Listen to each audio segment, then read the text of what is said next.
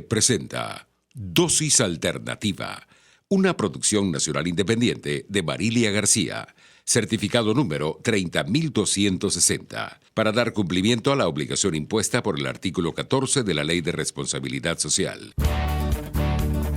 A partir de este momento, están entrando en un paréntesis donde las palabras posibilidad, opciones y decisión toman significado. RCR presenta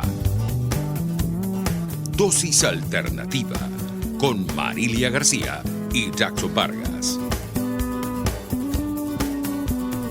Amigos, sean bienvenidos a este su espacio Dosis Alternativa. Les saludamos como siempre Jackson Vargas y Marilia García. Recuerden que pueden seguirnos e interactuar con nosotros a través de nuestras redes sociales en Twitter por @RCR750, vernos en vivo a través del Periscope, a través de nuestra página web rcr.tv y también a través de la aplicación TuneIn, que lo puedes descargar en tu tablet, en tu teléfono o en tu computadora para escucharnos en vivo. Así es. Amigos, un factor determinante para conseguir una recuperación óptima luego de someterse a una intervención quirúrgica es mantener una dieta balanceada. Esto es importante, ¿verdad, Marilia? Exacto, por el tema también de las heridas, de la cicatrización que pueda tener el paciente. Así es, entonces es importante seguir una dieta, un consumo de alimentos adecuados en este proceso.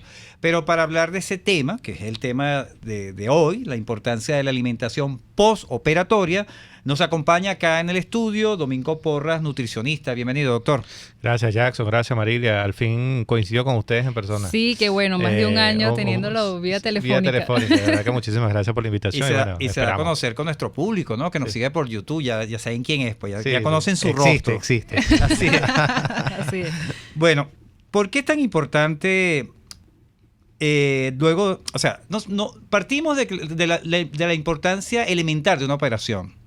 Pero esa importancia o esos resultados se pueden perder si en el caso de la alimentación no actuamos adecuadamente siguiendo las instrucciones de nuestro médico tratante. ¿Hay un efecto inmediato en esa relación postoperatoria? Sí, fíjate que cualquier cirugía desde el punto de vista metabólico se comporta como un agente de estrés. Un agente de estrés metabólico porque estamos irrumpiendo en la anatomía orgánica o en la funcionabilidad orgánica normal, bien sea porque sea una cirugía de alta extensión o una cirugía mínimamente invasiva. O sea, cualquiera que sea el procedimiento, siempre va a conllevar a un estrés metabólico producto del procedimiento en sí mismo. Porque estamos alterando lo que es funcional, lo que es normal. Así sea una cirugía correctiva para uno u otro caso. Ya el hecho de ser quirúrgico, el hecho de ser quirúrgico incide en que yo estoy invadiendo de cierta manera, de forma mínima, como te venía diciendo, o una cirugía de alta extensión, el cuerpo humano. Y eso va a requerir en lo que se llama cirugía en control de daño, luego que existe una recuperación que sea diáfana, que sea clara, que ofrezca la menor cantidad de trastornos posible. Y lo que más le interesa al cirujano es que evidentemente ese tiempo de recuperación no sea más allá de lo que está establecido normalmente, de acuerdo al tipo de cirugía, porque hablar de cirugía es un tema extremadamente extenso y hoy por hoy inclusive hay robots que realizan cirugía. En Venezuela inclusive contamos con ellos. Entonces, eso va a depender del tipo y del tiempo quirúrgico, de la extensión de la cirugía, de lo que yo haya operado y toda una cantidad de cosas, pero definitivamente lo que yo como, nosotros orgánicamente nos movemos de acuerdo a nutrientes y los que van a permitir la recuperación orgánica es el sustrato. Claro. La energía que consumimos. Pero cuando hago la pregunta o escuchándolo un poco sobre qué tipo de intervención quirúrgica vamos a realizar, porque hay una que es más invasiva que otra, ¿no? Sin duda. Exacto. Sin duda. Pero entonces mi pregunta es, si me operan del corazón, la función del corazón dentro del cuerpo tiene unas normas, una circunstancia.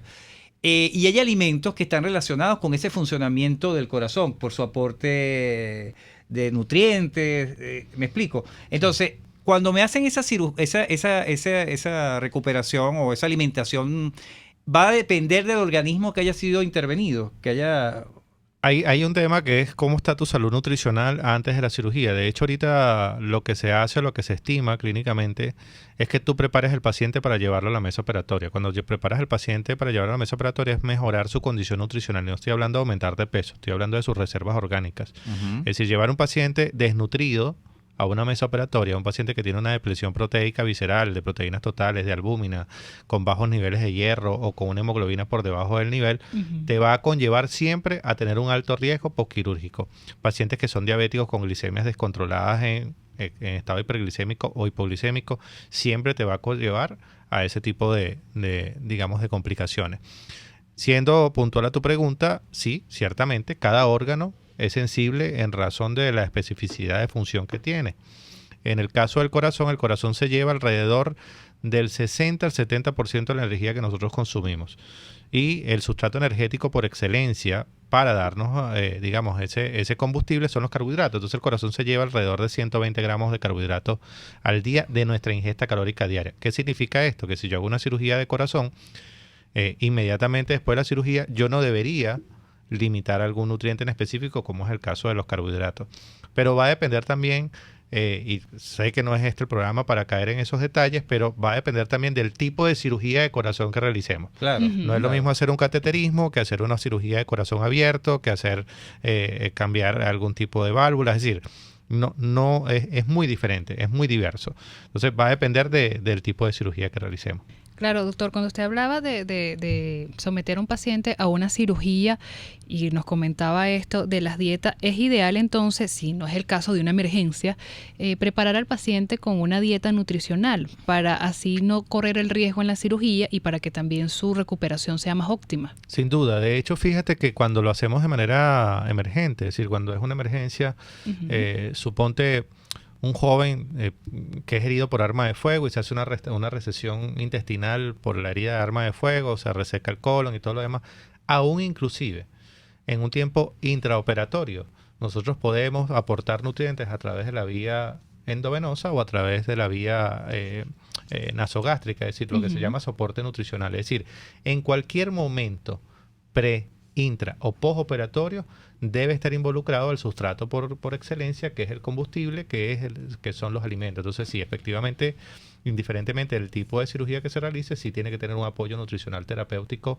bien sea antes, durante y después de la cirugía. Cuando te digo durante es porque a veces se opera en dos tiempos, o sea, no es el momento per se de la cirugía. Yo puedo meter un paciente, o el cirujano puede meter un paciente a pabellón para resolver algo, hacer una primera fase y luego esperar un lapso de 48 a 72 horas, ver una respuesta determinada y luego volver a operar, que es lo que se llama operación en dos tiempos o cirugía en dos tiempos. En ese lapso, entre una cirugía y otra, desde el punto de vista correctivo, yo puedo dar apoyo nutricional. Sí, dependiendo de ciertas condiciones hemodinámicas y toda una cantidad de cosas desde el punto de vista médico, pero la nutrición siempre va a estar involucrada antes, durante y después. Claro. Y van a depender, van a haber cambios en esas tres fases de quizás de la operación. Sin duda, porque va a depender del estado metabólico en el que se encuentra el paciente, la condición clínica en la que esté, y no solamente va a depender si yo lo realizo o no, el tipo también va a depender, que era lo que te mencionaba. O sea, el paciente puede alimentarse desde el punto de la vía oral, que es la vía indemne de todos nosotros, pero puede alimentarse también a través de la vía endovenosa, que es nutrición parenteral, o nutrición enteral, que es a través de una sonda nasogástrica, o un gastrostomo, que es un acceso directamente al tejido gástrico, al tejido intestinal, etcétera. Ahí vamos a, disculpa que te interrumpa, Marilia, pero es que quiero hacer esta conversación, llevarlo a lo cotidiano. Las personas que tienen sus familiares en un hospital y que, bueno, simplemente el familiar, mira, esta comida del hospital es asquerosa. Y así sea una clínica privada, no me gusta en el sentido que si es un pudín, o sea, yo quiero comer algo sólido, yo quiero comer X. ¿Qué le recomienda a esas personas que están allí?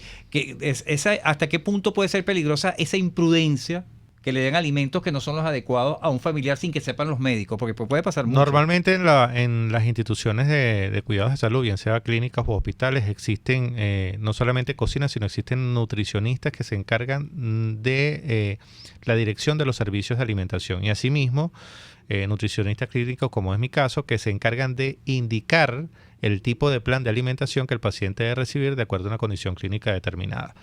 Ahora, cuando se cocina en clínicas, cuando se cocina en hospitales, es difícil complacer todos los gustos. Claro. Es muy complicado. Todo el mundo quiere comer como come en su casa. Sí, exacto. Sí. Entonces, descubrir paladares, pues evidentemente siempre va a ser un poco más complicado. Mi recomendación como nutricionista es que sigan las indicaciones que se le están dando, porque definitivamente previa evaluación clínica se va a ajustar un plan de alimentación o una dietoterapia específica para por lo cual están allí, y que cada condición clínica merita un Claro, cuidado y ahí entra el nutricional riesgo, determinado. porque ahí entra el riesgo de que, por ejemplo, consumir algo sólido de repente no es conveniente para ese paciente, porque por el tipo de operación que tiene, y por algo está recomendada esa comida en estado líquido, ¿no? Estado pudín, cosas de esas. Pero lo que le quiero decir con esto es que somos muy imprudentes, y cito eso, y quiero que se quede ese comentario allí en esa palabra, porque está en juego la salud de la persona. Por querer hacer algo bueno, podemos hacer algo malo. O por complacer al paciente que en ese momento tiene un antojo. Y puede complicar, porque imagínate, si tienes una operación de, ¿qué te digo yo?, de un intestino, ¿verdad? Esas son operaciones delicadas. Evidentemente no puedes comer algo sólido. No sé si el doctor Sí, fíjate que rescatando el comentario que hacías, las consistencias, las texturas y los tipos de alimento, inclusive los tiempos, las temperaturas, son determinados en razón de esa condición clínica per se. Entonces yo puedo evidentemente tener una dieta líquida, puede ser líquidos claros, puede ser líquidos espesos, puede ser una dieta blanda, puede ser una dieta de ecuación gastrointestinal con ciertas modificaciones de textura y de consistencia, pero como puede ser una alimentación sólida normal, pueden ser helados si te sometiste a una cirugía de otorrinolaringología. Entonces va a depender exclusivamente de eso, y ciertamente lo que tú bien mencionabas, sigue las indicaciones del médico que te está tratando, del cuerpo, de especialistas que te están tratando, para que se lleve a feliz término no solamente la cirugía, sino que consigas una recuperación que sea más indemne y que sea con la menor cantidad de trastornos posible. Así es, y bueno, y que pase el tiempo, puedas ir complementando esos alimentos que necesitas, y sea tu recuperación más óptima. Ahí entra lo que es el tratamiento. Bueno, Marilia, ya vamos a hacer el primer corte. Vamos a ir a publicidad. Estamos conversando con Domingo Porras, nutricionista, la importancia de la alimentación postoperatoria. A regreso, por supuesto, muchas más preguntas sobre este tema. Vamos a publicidad. Volvemos en breve con más Dosis Alternativa. Porque en la gama de posibilidades, usted toma la decisión. Solo por RCR 750 AM y rcr.tv. Puede seguir nuestra programación a través de rcr.tv, la radio que se ve. K-Export te ofrece el servicio de reempaque totalmente gratis y consiste en consolidar tu carga en el menor volumen posible para que llegue en perfecto estado y economizar el costo de tu envío. Infórmate por su correo info@kexport.net o llama en Panamá al 507-6020, 507-1927. En USA, 1305-514-2500. K-Export cubre todo el territorio nacional. K-Export, déjalo todo en nuestras manos.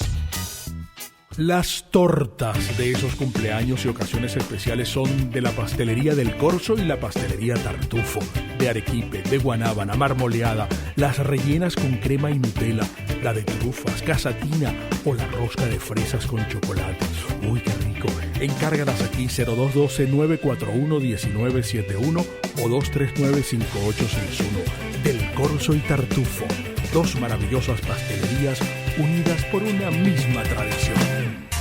Si te gusta el pollo asado, entonces te recomiendo el restaurante El Carretón, donde los pollos son seleccionados, bien adobados y asados en su punto de cocción, para que disfrutes el mejor pollo asado de Caracas. El Carretón mantiene la tradición por su exquisita sazón. Pide tu pollo con hallaquitas o yuca y el jugo o la bebida de tu preferencia. Restaurante El Carretón en la urbanización Santa Mónica, Avenida Teresa de la Parra. Restaurante El Carretón, sazón y tradición.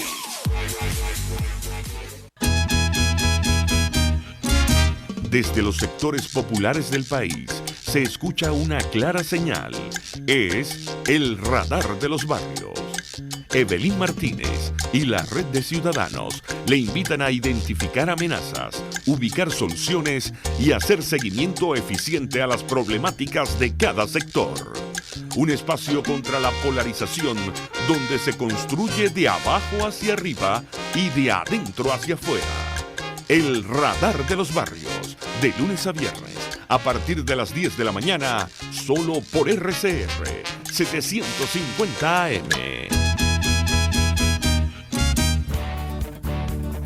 les estamos presentando Dosis Alternativa con Marilia García y Jackson Vargas, solo por RCR 750 AM y rcr.tv, la radio que se ve.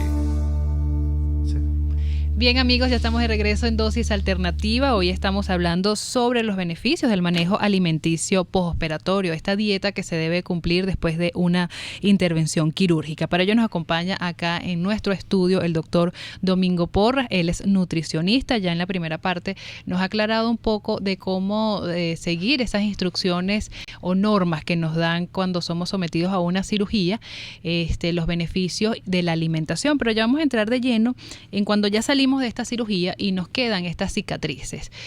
¿Cómo debe hacer esta alimentación, doctor? ¿Qué es lo recomendable que se debe comer acá en este caso?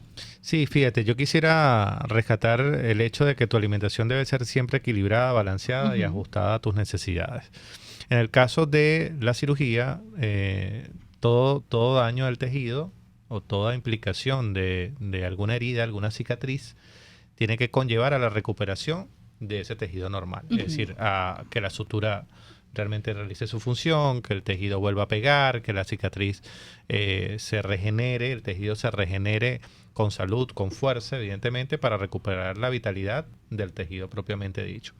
Entonces, ¿qué es lo fundamental o cuál es la piedra angular de este tratamiento? Evidentemente que la gente consuma proteínas de alto valor biológico. Estamos hablando en lo posible consumir carne, consumir pescado, consumir pollo o aves, o en el caso del pavo. Es decir, que evidentemente consuma proteínas de alto valor biológico en la medida de las posibilidades para permitir una recuperación. ¿Por qué? Porque el tejido que estamos rompiendo es un tejido muscular. Y el tejido muscular básicamente tiene una estructura. Si bien es cierto, tiene una estructura desde el punto de vista de glucógeno, que son los carbohidratos, también tiene una estructura muscular, o la fibra muscular está hecha básicamente de proteínas, de elastina. Entonces necesitamos tener un buen consumo de proteínas para que exista una cicatrización óptima. Ojo, repito y reitero lo mismo. Es decir, la idea es que lleve una alimentación equilibrada, balanceada, ajustada a necesidad. O sea, no es que vas a consumir solamente proteínas. Tienes que consumir carbohidratos, tienes que consumir grasas, pero por allí hay unos cuantos mitos de que sí puedo, que no puedo, y realmente... Exacto, y uno de los mitos que se me viene ahorita a la cabeza es que cada vez que uno iba a una intervención quirúrgica y había una cicatriz, y sobre todo también con las mujeres cuando se le hace cesárea para dar a luz, es que no puede consumir pescados. Entonces, ¿por qué no vas a tener la cicatrización adecuada? Y eso creo que viene más de mitos de nuestros abuelos. Entonces, ¿qué tan cierto es esto? No, fíjate, lo que ocurre con los pescados es que tenemos mayor capacidad de intoxicación o de alergias a los pescados. Entonces, no es lo mismo manejar una herida con un cuadro alérgico o manejar una herida con un cuadro de intoxicación que tenga que hagas alguna dermatitis atópica producto de la alergia propiamente dicho, y eso complique la cicatrización de las heridas. Entonces, realmente es un mito, pero va a depender de tu condición. Exacto. Es decir, si tú eres alérgico a ciertos alimentos, en este proceso de vulnerabilidad nutricional y vulnerabilidad orgánica que tienes producto de estar en un tratamiento postquirúrgico, no consumas esos alimentos. Pero no solamente pasa con el pescado, Marilia. Pasa con los granos, o sea, no es lo mismo que si yo hago una cirugía de colon, yo me como una taza de caraotas al día siguiente. Entonces, bueno, va a depender estructuralmente de cuál es tu condición previa a la cirugía, cuál es tu condición per se para tú consumir algún tipo de alimento. En el caso del pescado, déjalo claro desde ese punto de vista, porque realmente es un... Claro. Y el consumo de carne roja, evidentemente tiene un valor de proteínas alto, ¿no? Pero el hecho de que sea tan lento su digerirla no es contraproducente para la hora de la recuperación de esa cicatrización de esa herida de la persona. La digestión de las carnes magras, Jackson, varía en razón de su consistencia y de su textura, sea cual sea su origen. Es decir, pollo, carne o pescado debería durar alrededor de 6 o 8 horas cuando comemos carnes que son muy secas, que son a la plancha, que son disecadas básicamente, que le quitas toda el agua propia del alimento, y digerir eso se te hace más fuerte, ¿no? Porque evidentemente en el colon lo que hay es agua y necesita transportarse de esa manera. O sea que si Entonces, le damos a la si le persona das- una sopa, si le das carne molida o le das carne desmechada o le das una carne que esté sudada o le das algo que sea de una consistencia más suave, además con qué lo mezclas, con qué lo acompañas. No es lo mismo mezclar una carne con arroz que es astringente, que es seco, que te va a producir estreñimiento, a que te lo comas probablemente con un puré de verdura. Pero resaltará entonces el tema si el puré es de papa y te produce gases, Claro. o si es de apio o si es de yuca y tiene mucha fibra. Entonces va a depender estructuralmente todo es muy de eso. particular, lo que estoy dando, todo es muy particular muy de cada específico, paciente. todo es muy específico. Entonces lo que hay es que romper esos mitos, ¿no? Romper duda. toda esa cuestión y orientarse bien con el especialista, el nutricionista. Exacto. ¿Qué pasa en el caso de los niños? Que para ellos alimentarlos es un poco más difícil, ¿no? Por el tema de que son niños y bueno, hay una serie de circunstancias ahí que envuelve la dieta de los niños. ¿Cómo sería una dieta en estos casos? ¿Qué es lo principal para la recuperación? Claro, ya me va a decir que depende de qué tipo de operación y todo aquello, pero en lo general, ¿cómo se maneja un padre para dar una dieta específica a un niño en una situación de postoperatoria? Los hábitos alimentarios de los infantes son adaptativos y son responsabilidad directa de su cuidador. Ayer yo publicaba una imagen en Instagram, en mi cuenta de Instagram, acerca de la obesidad infantil y la última recomendación es esa. El niño no hace mercado, el niño no hace compras, el niño no sabe qué es bueno y Claro. qué es malo. Es decir, lo que tú le das, evidentemente es meramente tu responsabilidad. ¿Qué se hace en esos casos? Trabajar por adaptación. Dependiendo de la edad del niño, nuestra curva de crecimiento y desarrollo natural tiene diferentes estados psicológicos o psicoconductuales que determinan qué me gusta, qué no me gusta, qué elijo, qué no elijo, si es color, si es sabor, si es aroma, si es textura, etcétera. Entonces va a depender de lo que el niño tenga acostumbrado a consumir. ¿Qué es importante? Que el padre le proporcione una alimentación que sea saludable, que sea balanceada y que tenga todos los nutrientes. ¿Especialmente cuáles? Especialmente los que fortalecen y generan su crecimiento. ¿Cuáles son ellos? Evidentemente proteínas, carbohidratos, grasas en tercer lugar y por supuesto dentro de todo ese grupo la cantidad de agua que consuma para Claro, hidratarse. yo pregunto esto, doctor, porque es que no es que los niños nos manipulen, porque una vez me corrigió una psicóloga aquí, que ellos no manipulan, ellos No. actúan como son, ellos son así, Exacto. ellos no tienen ese poder de manipular, eso ya es cuando uno está grande que hace las cosas con intención. Pero te dan una dieta y de repente el muchacho te dice quiero un dulce. Y el padre busca, de alguna manera lo va a complacer. ¿Hasta qué punto eso es peligroso? ¿Hasta qué punto ese tipo de situaciones, romper de esa manera una dieta? Porque estamos hablando en el caso de que ya estén en el hogar, pues. Sí. Estás llevando, no tienes la supervisión de un Exacto, especialista, sino ujú. que te hace tus indicaciones, pero tú rompiste por cariño esa situación. Fíjate que tocaste un punto crucial, que es el tema de los azúcares y pasan adultos y niños. Cuando hay un estado hiperglicémico, es decir, cuando la glicemia hace picos en lo alto, la cicatrización se ve impedida porque una glicemia dulce o una sangre dulce es un cultivo de bacterias. Ajá. Entonces, si en una determinada cirugía el paciente hace un control hiperglicémico o hace un estatus hiperglicémico, sea niño o sea adulto, se puede convertir en esa herida en un caldo de cultivo para bacterias y evidentemente para infecciones. Entonces, básicamente pareciera muy práctico este consejo que tú mismo has aportado, es decir, limitar el consumo de azúcares refinados. Cuando hablo de refinados es en exceso, no es que yo no coma azúcar, que es un azúcar refinado, o no coma miel, panela o papelón. El detalle es que no me puedo comer un dulce de pastelería, no me Claro. puedo comer un dulce de rebollería, no debería comerme una galleta dulce porque evidentemente en el caso de heridas extensas, sobre todo heridas muy extensas, muy grandes, evidentemente debemos tener la glicemia lo más normal posible. De hecho, tú puedes haber escuchado como, por ejemplo, un paciente diabético comenzó con una herida, como vamos a decirlo vulgarmente, como una llaga. ¿Ok? Como una escara. Y esa escara o esa herida se fue abriendo en el pie, en la planta del pie, luego le fue agarrando uno de los dedos del pie y Exacto. deciden amputarle uno de los dedos del pie. Pero resulta que nunca cicatrizó y terminan quitándole el pie completo. Ujú. Y luego terminan quitándole hasta más arriba de la rodilla, que es una amputación supracondilia. Entonces, ¿por qué ocurre todo esto? Porque nunca hubo una normalización de la glicemia. Y al no haber una normalización de la glicemia, siempre fue un caldo de cultivo para bacterias e infecciones. Claro. Y terminaron resecando, evidentemente, y seccionando cada uno de sus segmentos corporales. Lo mismo puede pasar en una herida abierta de bien sea en abdomen, bien sea en el brazo, bien sea en la pierna, tiene que ver con eso. O sea que es bien importante esto de la glicemia. Dimos en el punto de los azúcares, y en este caso puede ser igual con las frutas, doctor, que también que tienen ese azúcar quizás natural, ¿se puede consumir después de una cirugía? No, con las frutas no, porque las frutas es un azúcar dulce que tú puedes consumir, puedes evidentemente procesar sin ningún tipo de problema y jamás se considera un exceso siempre y cuando la cantidad o las raciones sean las adecuadas.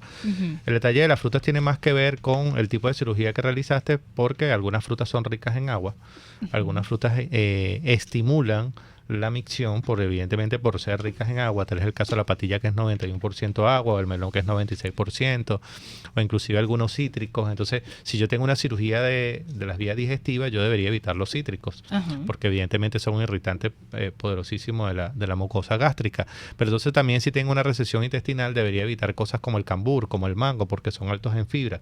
Entonces, va a depender estructuralmente de eso, pero no, evidentemente, bajo cualquier procedimiento quirúrgico, yo no debería evitar ningún alimento, sino adaptar la consistencia, la textura, los modos de preparación, las cantidades en razón del tipo de cirugía que realice. Exactamente, y el tipo de paciente también que se encuentre. Sin duda. Bueno, lamentándolo mucho, doctor, hemos llegado al final de nuestro espacio. No nos gustaría despedirlos hasta que nos dé sus redes sociales y sus puntos de contacto. @Domingo Porras en Twitter e Instagram, y siempre estamos por allí activos. Allí les va a aparecer la información de mis diferentes consultorios en el área metropolitana de Caracas y en La Guaira. Y si no, pues solicitan una información al DM y con gusto se les hará llegar. Así es, bueno, agradecidos con el doctor Domingo Porras, nutricionista, por hoy habernos aclarado todas estas dudas que teníamos con respecto a la dieta que se debe seguir luego de una cirugía, una intervención quirúrgica. Así es, estuvimos trabajando para ustedes en la Dirección General de la Estación, Jaime Nestares. En la gerencia de producción, Wilix Arcaya. En los controles, César Arteaga. Recuerden que pueden seguir interactuando con nosotros a través de nuestras redes sociales, en Twitter por @RCR750, buscar en la plataforma de YouTube Radio Caracas Radio, y podrán encontrar toda la programación de nosotros, buscar el programa que desee, darle me gusta y dejar sus comentarios. Recuerde que somos la radio que se ve. Les invitamos a que continúen ahora con el Radar de los Barrios.